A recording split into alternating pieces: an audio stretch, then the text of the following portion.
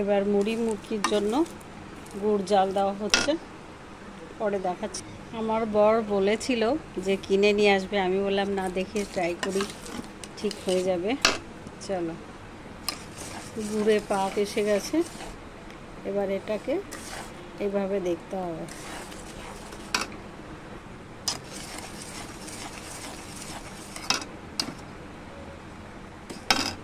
এবার এটাকে এর মধ্যে ঢেলে দিলাম, ভালো করে মিক্স করতে হবে।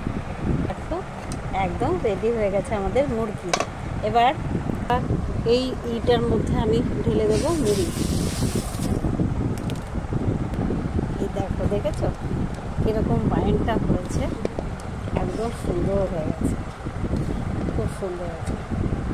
চলো, এদিকে মুরগি আর এদিকে মোয়ার জন্য এটা রেডি হবে। মোয়া তৈরি হয়ে গেছে, মোয়া আর খইয়ের মোয়া।